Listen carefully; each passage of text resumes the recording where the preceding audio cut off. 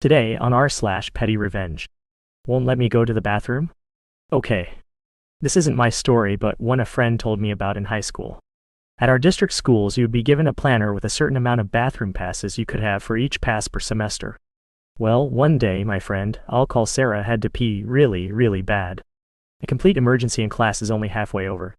So Sarah raises her hand and asks to go to the bathroom.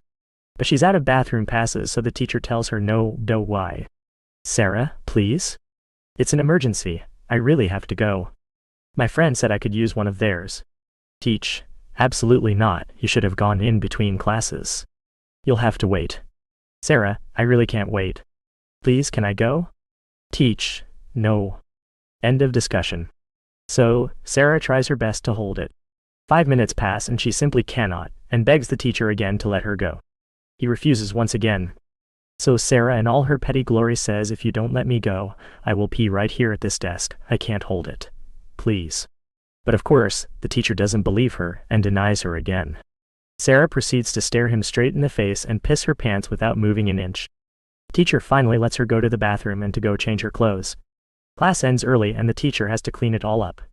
He never denied a student ever again. For our next story. Older cousin used me as a free maid for months, so I asked her mom for a pot. My dad recently reminded me of this story, so I thought I'd share it here. It's truly not a big deal, but I smile whenever I think about it. When I was a young teenager, maybe 13, I had an older cousin with a small child. She lived in a basement apartment under her parents with her boyfriend and the kid. She called me to babysit for her one weekend and I, being a young teen, was stoked for the money and just to get out of the house, if I'm being honest. I was homeschooled and wasn't allowed to watch TV or do much at home. I went over, and her and the boyfriend left. Kiddo and I played for a bit before he said he was hungry. When I went into the kitchen to feed him, every dish in the place was dirty, pizza boxes stacked a mile high, just truly gross all around. I cleaned the kitchen, as I didn't want to cook in such a mess. After that, this became a weekly thing. Every Saturday my cousin would get me to babysit. There wouldn't be a single clean dish in the house, and I'd clean before I started cooking. This went on for months until I finally said something to my dad. Basically, the conversation went like this. Me. Do I need to go to Ella's this weekend? I don't feel good, and I don't want to clean her house. Dad. Why would you clean her house? Me. Explains the state of the place every week. Dad. Yeah, you're not doing that anymore.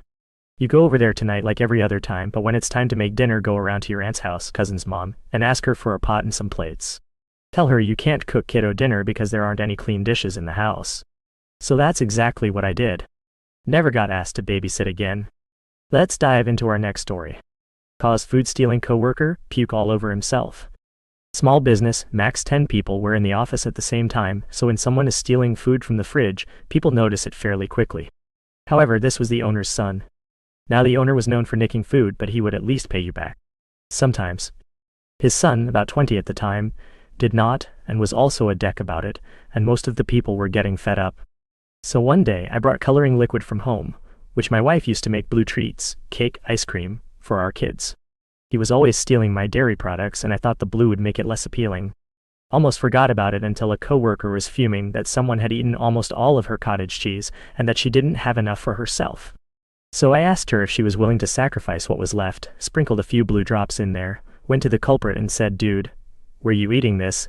It's gone bad, you can't eat this, how did you not notice?" I could hardly finish my sentence as he threw up all over his desk and himself. Violently. For all to see. The blue spots in the leftovers I showed him did look rather dramatic. On to the next story. College roommate ate my food, so I sold their books. In 2010, while I was in college, I lived in off-campus housing with a male roommate who frequently had friends over, which did not bother me, but their lack of common decency really frustrated me. One week I purchased a significant amount of groceries for myself. I had to go home for the weekend due to an emergency. Once I returned, all of my groceries were gone. After addressing the issue with my roommate, he assured me it wouldn't happen again, but unfortunately, it continued to occur. This one time, my mother made me chicken and spinach. He asked me who made the chicken. I told him my mom. He said it was really good. I never gave him permission to eat my food. I started storing most of my food in my room. The breaking point came when my mother prepared a delicious meal of salmon, broccoli, and sweet potatoes for me. I left the food in the fridge while I went to campus to help make meals for the homeless. I should have packed him a sandwich. Once I returned home, I found my roommate's friends enjoying my mother's cooking and praising it. Feeling disrespected, I took matters into my own hands. While my roommate was in class, I entered his room, collected all of his books and clickers, and sold them to a resale bookstore on campus. After that, he never touched my stuff. Truth is that I would have never had an issue with sharing if he asked and saved me some of my food. They never asked and they always ate everything. Additional information: we never had a conversation about what happened, but he stopped eating my food, so I'm sure he knew I took his books. I don't think I got more than $100 for the books and clickers, but the money was not the motive. For our next story. They don't know I'm their boss. I work at a facility with children with ASD, so due to HIPA, this will be very vague. We are short-staffed on this particular day, and I volunteered to stay late to help with coverage so one of the children can make an important doctor visit. Normally I am a supervisor of a different shift and oversee the people that I was filling in for.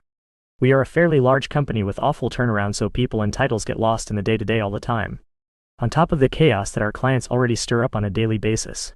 So I'm with my assigned child, and this new lady comes out and immediately lays into me about how I have to do these things and those things.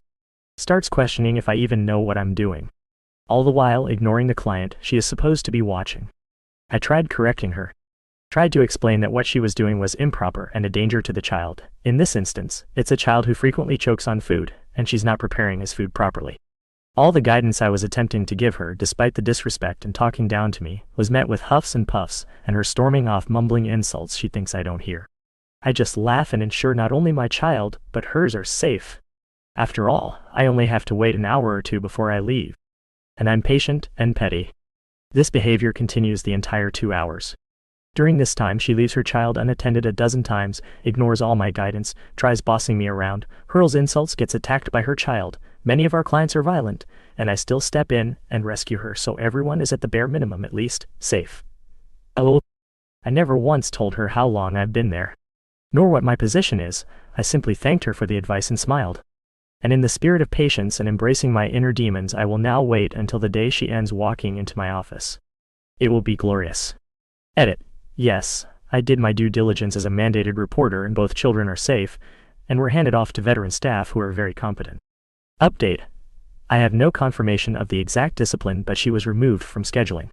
This could mean a multitude of things, but it for sure means they consider this a serious enough infraction to disallow her from working with the kids. We'll probably know more after the weekend. Let's dive into our next story. Not my finest moment, but funny as heck.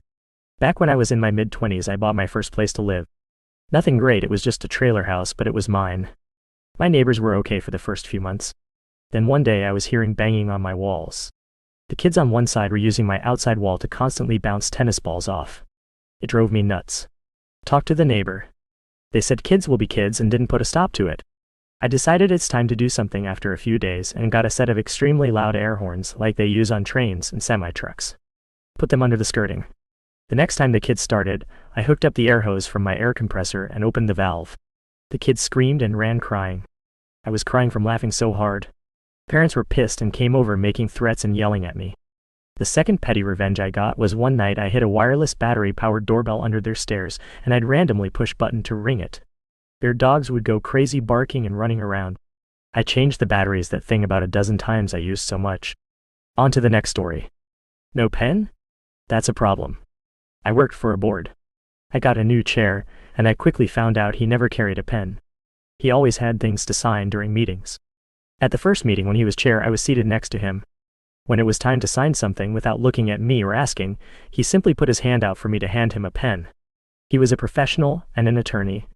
He never had a pen. So, at a subsequent meeting, I got my petty revenge. The nature of the organization meant that several members had disabilities. I deliberately set out the name plaques before the meeting and seated him between a person with a disability who was unable to wield a pen and the sign language interpreter. The look of desperation when he realized no one was near him to hand him a pen was priceless. This was several years ago, and it still gives me glee. Our last story for today. Slumlord neighbor's time to pay what he owes. The house directly next door to me is a rental property which I had some issues with earlier this year. The issues came from 2 massive spruce trees that were growing on the property line and were causing property damage to my property. In my area, it is a law that in the case of trees growing on the property line, the costs of removal must be split evenly between neighbors, and because the trees and roots were causing property damage, there was a significant case to be made for their removal. Removing the trees was not cheap, and involved bringing in cranes and multiple days of work due to their size and proximity to structures. I approached the neighboring property owner about splitting the removal costs and was basically told I have no money. His portion would have been about 4K. At that point, we decided it would be more expensive to hire an arbor attorney and drag this through the courts, and then try to collect that money than it is to just pay for the entire job ourselves. Now here is where the revenge comes in. The tenant that lives there passed away and the landlord decided to sell the house. During the inspection process, they discovered some trees on their property that were hazardous and needed to be removed before the sale could go through. It was uninsurable unless the hazard was mitigated. In order to get to these trees, equipment would have to go through my property. The lots are small, and the way this lot is situated, he would either have to demolish his other neighbor's garage or use my property. The owner approached me asking for permission, and my response was that I would only grant permission to use my property for 4K, the exact cost of what he owed me. He tried claiming that it would jeopardize the sale of his property, and I simply replied, I don't care. This is the cost to use my property, take it or leave it. The following week he came with a check for 4K, and I granted written permission to use my property. And those are all the stories we have for today. See you tomorrow.